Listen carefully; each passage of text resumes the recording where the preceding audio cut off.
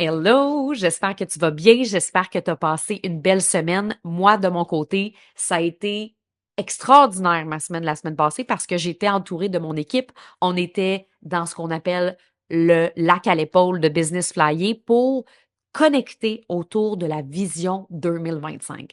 C'était tellement puissant que ça m'a vraiment motivée. Puis je pense que ça a motivé aussi toute l'équipe. On est revenu avec une énergie là, de fuego, de feu, de oh my God, ça va être une année exceptionnelle. Parce que l'année dernière, ça a été une grosse année de changement, une grosse année de transition. Et là, c'est comme si, oh my God, on peut se permettre de rêver grand, de viser grand. Et je dirais que mon mot là, de l'année pour ma business, ça va être beaucoup la communauté. Quand on a fait le switch vers la prise de parole, ben l'aspect communauté s'est un peu dissipé parce qu'on a fait des changements, fait qu'automatiquement, tu attires des nouvelles personnes. Il y a des gens qui étaient dans ton univers avant qui s'éloignent, mais il y a des gens qui reviennent, puis c'est parfait. Mais là, cette année, je veux vraiment ramener la communauté au cœur de mon entreprise et il y a quelque chose de spécial qui va arriver le 31 janvier prochain où est-ce que ça va être juste fou, où est-ce que ça va juste être magique, incroyable. J'ai tellement hâte de t'en parler, mais ça va être vraiment ça, moi, mon mot, la communauté, parce que ça a toujours été ça qui a été très fort pour nous, la communauté flyer, des femmes qui s'allient ensemble, des femmes qui vivent de la sororité, qui s'entraident. Puis moi, ce que j'ai toujours aimé dans ma communauté depuis que je l'ai bâtie au début, là, depuis le début, c'est que on n'a pas peur de dire quand ça va pas. Pas juste quand ça va, puis que waouh, on a des succès, puis des réussites, puis des célébrations, mais on a toujours été capable d'être vrai, puis d'être transparente dans ma communauté. Puis c'est ça que j'apprécie, puis je veux retrouver ce cœur-là de femme visionnaire incroyable. Et c'est là-dessus qu'on a travaillé cette année, puis je le sais très bien que juste avec ça, on va vivre une croissance exponentielle. Et peut-être que toi aussi, quand tu as fait ta vision, tu t'es dit, oh my God, cette année, ça va être incroyable. Cette année, ça va exploser. Cette année, les revenus vont augmenter parce que tu es prête. Faut être prête à accueillir cette croissance-là. Mais des fois, ce qui nous empêche de l'être, et ça, c'est quelque chose qui est revenu comme question dans ma communauté parce que ce mois-ci, je vis l'expérience transmutation avec mes clientes. Fait que c'est une expérience de presque un mois dans un canal Telegram. Je t'en ai parlé dans d'autres épisodes de podcast. Puis j'ai des conversations avec les filles sur c'est quoi qu'on veut laisser derrière nous, c'est quoi la nouvelle identité qu'on veut bâtir, qu'on veut créer. On parle aussi de nos blocages qui nous empêchent d'avancer. Puis il y a une chose qui est sortie, il y a une question que je me suis fait poser cette semaine qui est en lien avec, mais je veux faire grossir ma business, je veux avoir du succès, je veux que ça marche, je veux plus de revenus, mais je ne veux pas perdre ma liberté. Et ça, c'est parfois ce qui nous empêche de faire de l'argent. Parce qu'on a tellement peur de perdre notre liberté qu'on met toute notre énergie sur le mot perdre notre liberté. Au lieu de se mettre en mode je veux l'obtenir, je veux l'attirer. Donc, aussitôt qu'on se met à faire rouler dans notre mindset que on va perdre notre liberté. Si je fais plus d'argent, je vais perdre ma liberté. Je vais perdre mon temps avec mes enfants. J'aurai plus le temps. C'est sûr qu'on va pas attirer l'abondance avec cette énergie-là. C'est sûr. Donc, comment est-ce qu'on fait pour vivre une croissance exponentielle sans perdre sa liberté? Ben, je dirais que la première chose, c'est d'arrêter d'idéaliser cette fameuse liberté-là. On est beaucoup, je trouve, dans une société où on idéalise la liberté. On regarde la liberté sur les réseaux sociaux, sur Instagram, puis on est comme, pour moi, la liberté, c'est de travailler 3 heures semaine, puis de passer tout le reste du temps avec mes enfants. C'est de voyager à travers le monde en tout temps. Tu sais, on a vraiment une espèce d'idéalisation où est-ce que la liberté, là, oh my God, ça a l'air incroyable. Mais la vérité, c'est que ça se peut que la liberté pour toi, ça soit complètement différent pour moi. Donc, c'est super important d'arrêter d'idéaliser la liberté, puis d'être réaliste. C'est quoi pour vrai la vraie liberté? C'est qu'est-ce qui pourrait, moi, m'amener de la liberté de temps? dans mon horaire. Parce que la vérité, c'est que moi, j'en ai eu des moments de temps où est-ce que j'avais rien dans mon horaire, genre zéro rendez-vous, presque peu de coaching, où je m'étais mis genre 3 4 heures de travail par semaine. Et pour moi, je n'étais pas bien. Physiquement, j'étais pas bien. Puis là, à un moment donné, c'est bien beau de dire ah, c'est parce qu'il faut que tu apprennes à vivre avec le vide. OK? Sauf que moi, je me remplis quand je suis en action et en mouvement. Donc, pour moi, la liberté ne peut pas être rien faire. Je peux pas être une larve qui se repose en train de me faire bronzer au soleil. Je ne serai pas bien.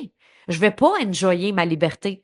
Pour moi, la liberté, c'est de pouvoir faire ce que je veux quand je veux, mais constamment en mouvement, de faire des activités que j'aime, de pas me limiter dans mes passions, de pouvoir faire d'autres choses aussi que le travail, comme apprendre l'espagnol, faire du surf, prendre des cours de plongée. Tu sais, c'est vraiment ça, puis de pas sentir que j'ai pas le temps de le faire. Par contre, c'est pas vrai que de la liberté, pour moi, c'est une journée où est-ce que je suis assis puis je fais rien. Fait qu'à un moment donné, c'est important d'arrêter d'idéaliser la liberté de tout le monde. Moi, quand je vois des gens qui sont assis sur la plage à se faire bronzer, puis que c'est des nomades digitales qui travaillent 3 heures semaine, I'm not excited about it, mais pas en tout. Ça me parle pas. Ça me parle pas du tout. Donc, c'est important de savoir c'est quoi la liberté pour moi, OK? Parce qu'on bâtira rien si on part pas de sa propre définition. Et ensuite, là, deuxième chose, c'est qu'il faut transformer nos croyances limitantes en possibilités. Ben, il faut si ça te tente. Transformer ses croyances limitantes en possibilités right fucking now. Parce que là, le problème, c'est que on nourrit des croyances qui nous empêchent l'abondance. On nourrit des croyances qui nous empêchent une réelle liberté. On nourrit des croyances qui nous empêchent de vivre une croissance exponentielle. Parce que si toi, t'arrêtes pas de te dire, plus je vais avoir du succès, moins je vais avoir de temps avec mes enfants, plus je vais avoir d'argent, moins je vais avoir de temps pour moi, ben c'est sûr que automatiquement, si c'est vraiment important pour toi le temps avec tes enfants ou si c'est vraiment important pour toi de prendre du temps pour toi, automatiquement tu viens de dire à l'univers I don't want money. Je veux pas d'argent. Je veux pas d'argent parce que argent égale j'ai plus de temps. Fait que c'est comme si tu es déjà en train d'envoyer comme signal à l'univers que ça t'intéresse pas.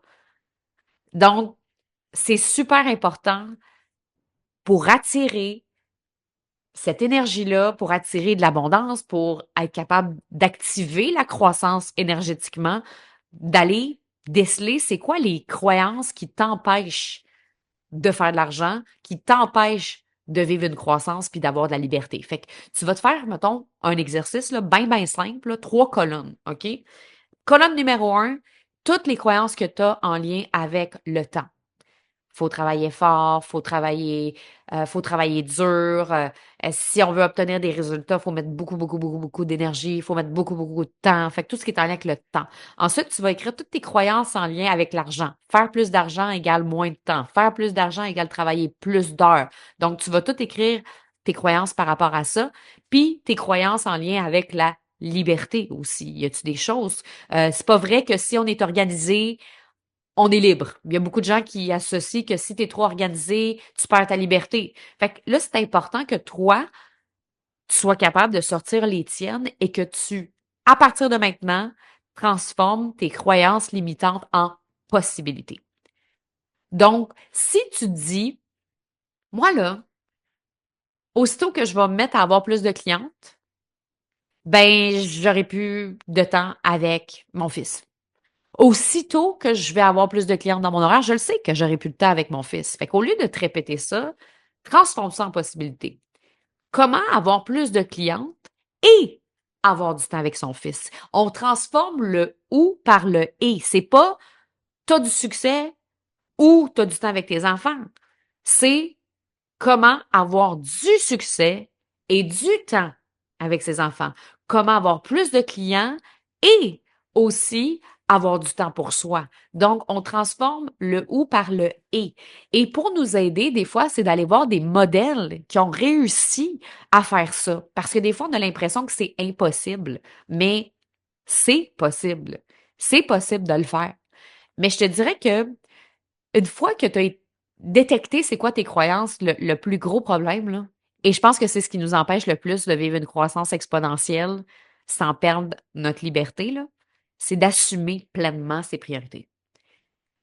Le problème de plusieurs femmes, c'est qu'on le sait, c'est quoi nos priorités, là. Ça, on le sait souvent, c'est quoi nos priorités. On le sait que c'est euh, de prendre du temps pour nous, d'avoir du temps pour ses activités spirituelles, d'avoir du temps pour aller marcher, pour faire ses exercices, d'avoir du temps de qualité avec les gens qu'on aime, avec son conjoint, avec ses enfants. On a toutes des priorités quand même différentes, mais en général, le problème, c'est pas de trouver ses priorités, là. C'est rarement le problème que je vois chez mes clientes visionnaires, là.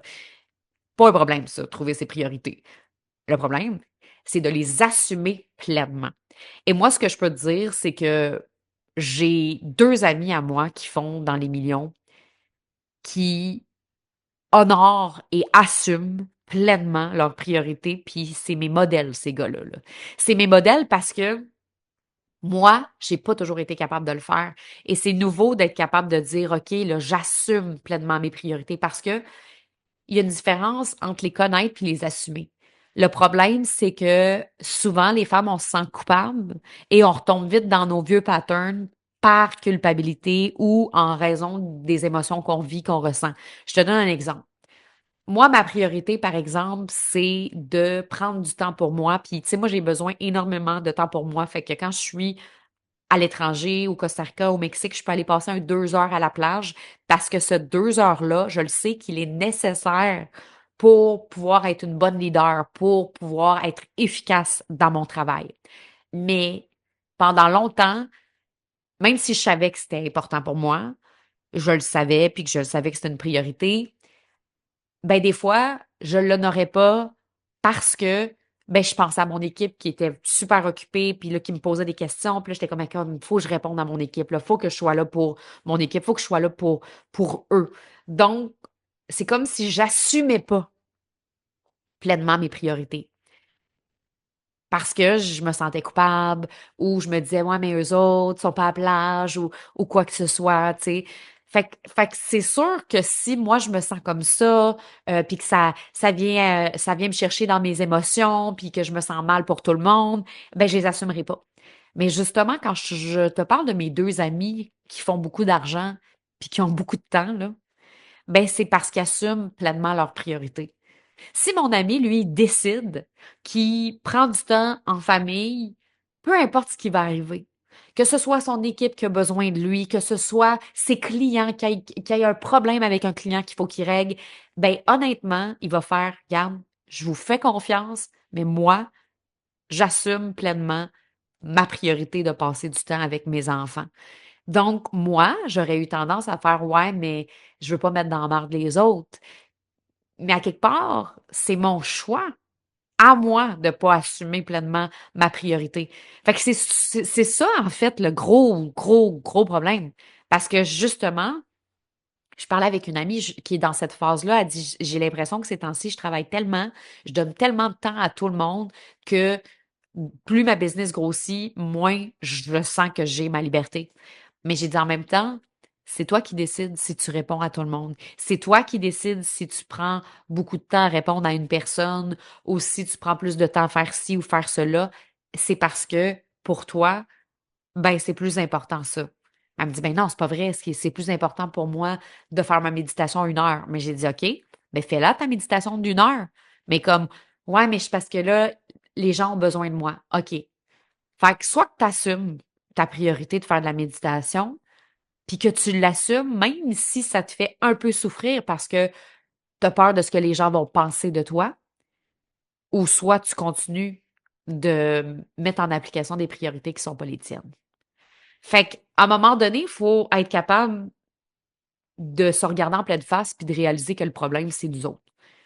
Parce que la vérité, c'est que il n'y a pas un moment dans une business où tu vas avoir vraiment du temps pour vrai, là. Il n'y a pas un moment dans une business où tu vas avoir une élimination puis que tu vas faire comme hey, tout d'un coup, j'ai du temps. Non, c'est un choix.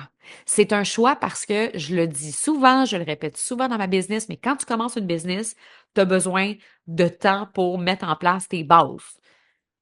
Après, quand ça grossit, tu commences à avoir une équipe, ben là, tu as besoin de temps pour solidifier, tu as besoin de temps pour faire la gestion d'équipe. Et plus tu arrives dans une nouvelle phase, il y a tout le temps quelque chose à solidifier, il y a tout le temps quelque chose à travailler. Fait que le temps, là, il apparaît jamais comme par magie, là. Puis même quand il apparaît, puis qu'il est là, si ton mindset, il est pas prêt à en avoir, ça marchera pas. Parce que moi, j'en ai eu là, des moments où est-ce que j'avais full de liberté parce que j'avais tout délégué, mais qu'au final, mon cerveau, il était pas capable de l'accepter. Fait que je remplissais toutes les cases horaires pour être sûr de travailler fort et de travailler dur parce que c'est ça mon mindset. C'est ça ma croyance. Faut travailler fort, faut travailler dur. Fait que c'est pas vrai que je vais me reposer à rien faire. Et là, il a fallu que je fasse le switch d'arrêter de dire qu'il faut que je travaille fort et dur pour avoir de l'argent parce que là, ça fait en sorte que j'ai l'impression de travailler comme une malade pour pouvoir obtenir ce que je veux. Puis je l'obtiens toujours ce que je veux parce que ma croyance c'était il faut travailler fort et dur pour faire de l'argent, mais quand on fait ça, on y arrive toujours. Fait qu'à quelque part, je l'attirais, l'abondance, mais en travaillant vraiment, vraiment, vraiment de manière acharnée, alors que ça peut se faire de manière beaucoup plus efficace.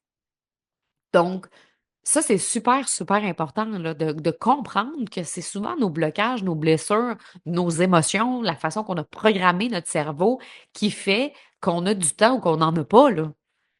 Parce que la vérité, c'est que c'est pas parce que tu as plus de clients que tu as moins de temps. C'est pas parce que tu as plus d'argent que tu as moins de temps. C'est parce que tu crois que aussitôt que tu vas avoir plus d'argent, tu n'auras plus de temps, fait qu'automatiquement, ton cerveau va se mettre dans ce mode-là. Ou encore que tu crois qu'aussitôt que tu vas avoir plus de clients, mais tes rendez-vous vont être tout pris, fait que là, tu n'auras plus de place dans ton horaire, donc là, tu n'auras plus de temps. Le troisième point que je veux te partager qui est important, c'est d'avoir un plan de croissance clair et écologique. Qu'est-ce que ça veut dire avoir un plan de croissance clair et écologique? C'est que tu veux préparer ta croissance, et tu veux aussi qu'elle soit écologique. On utilise beaucoup ce mot-là en PNL. Ça veut dire qu'il est en alignement avec toi, qui respecte tes limites, tes besoins. Donc, si toi, c'est important pour toi de faire grossir ton entreprise sans avoir d'équipe, de faire grossir ton entreprise sans euh, avoir plus de rendez-vous clients, de faire grossir ton entreprise sans avoir moins de temps avec tes enfants, peu importe ce que tu souhaites, tu dois le planifier. Tu dois le planifier parce que le problème, souvent, ce qui arrive, c'est que quand on se met à être débordé puis à plus avoir de temps, c'est parce qu'on ne l'avait pas planifié. C'est ça qui arrive. Moi, j'ai vécu une croissance exponentielle sans le planifier et c'est ça qui est arrivé. Je me suis retrouvée, oh my God, complètement surchargée, complètement débordée. Et là, c'est là qu'il faut que tu éteignes des feux. Donc, ce qui fait que tu n'auras pas besoin d'éteindre des feux toi-même, c'est que tu vas avoir planifié ton équipe de pompiers d'avance, là. Ça, c'est le plan de croissance clair. Si cette année, par exemple, tu veux faire 100 000 de plus, ou si tu veux faire 200 000 de plus, ou si tu veux avoir plus de clients, ou peu importe quoi, là, planifie ton plan de croissance. Même si tu me dis, ouais, mais Steph, en ce moment, j'ai pas toutes les clientes que je voudrais. Fait que même si je le planifie, le plan de croissance présentement, je le sais qu'en ce moment, j'ai du temps, là, mais j'ai juste peur de plus en avoir. Ben, justement, si tu as peur de plus en avoir, planifie-le tout de suite. Tu vas exactement savoir de quoi a l'air ton horaire si tu vis la croissance que tu souhaites. Moi, c'est souvent ce que je faisais pas.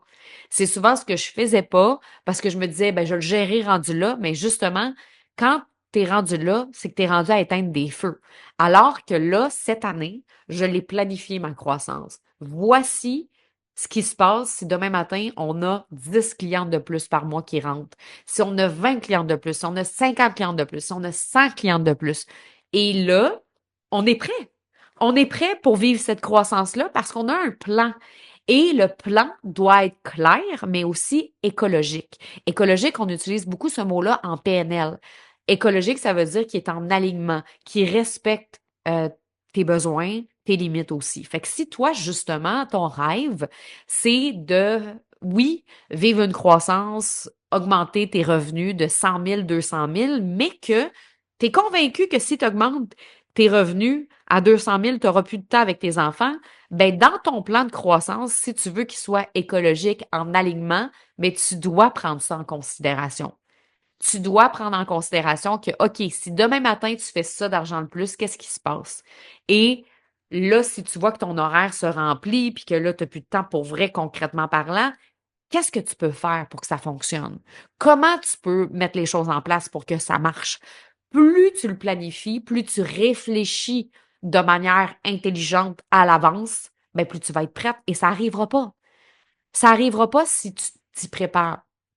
Mais souvent, ce qui arrive, c'est que on veut pas se préparer parce qu'on pense que si on met trop d'énergie dans notre plan, dans notre organisation, on aura plus de liberté. Mais ça, c'est de la grosse bullshit en canne de conserve. OK? C'est complètement faux. C'est ce que je me suis fait à croire pendant un bon bout de temps, moi. Moi, je pensais que si je me mettais à tout planifier, j'allais perdre ma liberté. Attention. Liberté peut-être de créativité, mais pas liberté de temps. Et c'est là aussi qu'il faut être capable de bien se poser les bonnes questions.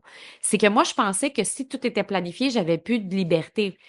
Mais je me suis rendu compte assez vite que quand je planifiais pas les choses, je me mettais à être surchargée, débordée, occupée, que je travaillais encore plus comme une folle, encore plus, euh, beaucoup de choses à faire, beaucoup de choses à mettre en place. Je travaillais des longues heures de travail parce que j'avais pas de plan. Puis quand je me suis mis à avoir un plan clair, là, ce qui me faisait peur, c'était de perdre ma liberté de créativité. Donc, je l'ai nommé.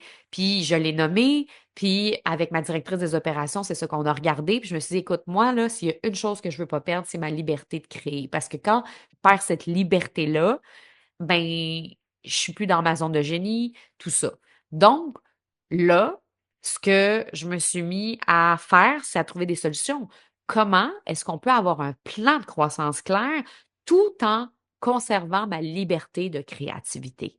Donc, c'est vraiment de trouver le comment c'est possible au lieu de devoir choisir. C'est pas t'as un plan ou t'es libre. C'est pas t'as de l'argent ou du temps. C'est comment je peux avoir de l'argent et du temps. Comment je peux avoir un plan et de la liberté.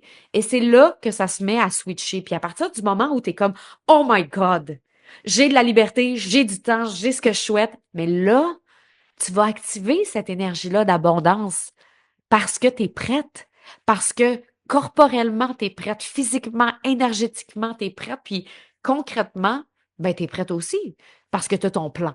Donc, je dirais que moi, c'est vraiment comme ça que je le vois.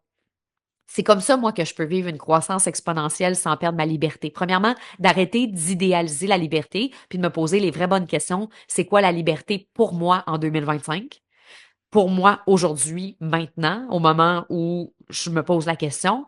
Ensuite, je vais explorer mes croyances, transformer mes croyances limitantes en possibilités. Moi, là, ça a été beaucoup la croyance, faut travailler fort, faut travailler dur, faut mettre beaucoup de temps, faut mettre beaucoup, beaucoup d'énergie. Donc, ça n'a pas besoin d'être toujours, oui, je pense que on peut pas on peut pas avoir une business sans travailler. On peut pas avoir une business sans mettre de l'énergie, sans mettre du temps. Par contre, je suis pas obligée de m'épuiser. Il y a moyen que je sois à la bonne place, que je sois dans ma zone de génie à moi. Parce que quand je suis dans ma zone de génie à moi, je peux travailler pendant des heures et avoir l'impression de jamais travailler. C'est ça la différence. Donc, c'est d'être capable de transformer nos croyances limitantes en possibilités.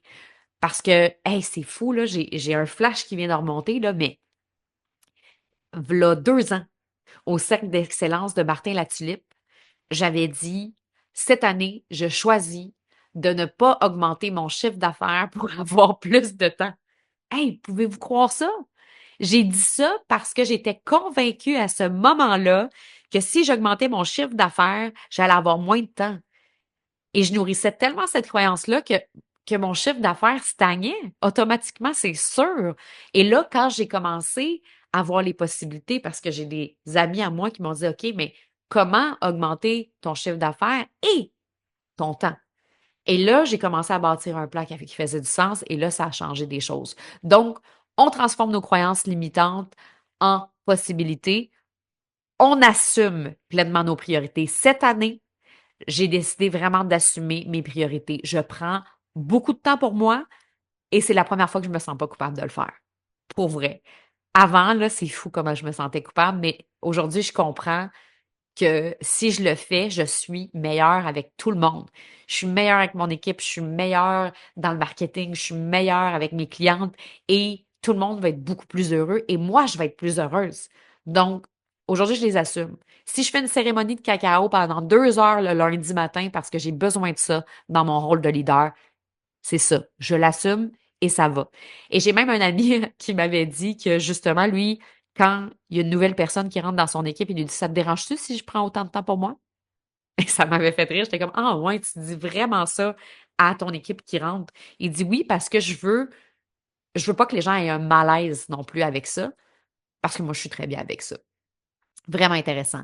Et avoir un plan de croissance clair et écologique, très important, un plan clair de croissance. Comme ça, on est capable de visualiser ce qui va se passer si on a 50 clients de plus, 100 clients de plus, de regarder comment on se sent à l'intérieur de nous. Puis si on se sent pas bien, oh, pourquoi on se sent pas bien à l'intérieur de nous, à avoir plus de clientes, à avoir plus d'argent? C'est là qu'il faut explorer ça pour se faire un plan où est-ce qu'on va se sentir bien, aligné à nos limites, aligné à nos besoins et ça va faire toute la différence. Donc voilà, c'est ça que je voulais te partager aujourd'hui. Si ça a résonné avec toi, ben viens me le dire. Viens faire un 5 étoiles aussi sur Apple Podcasts. Tu peux mettre tes commentaires aussi sur comment résonne ce podcast-là pour toi. Et nous, ben on va se retrouver pour un autre épisode la semaine prochaine. Ciao!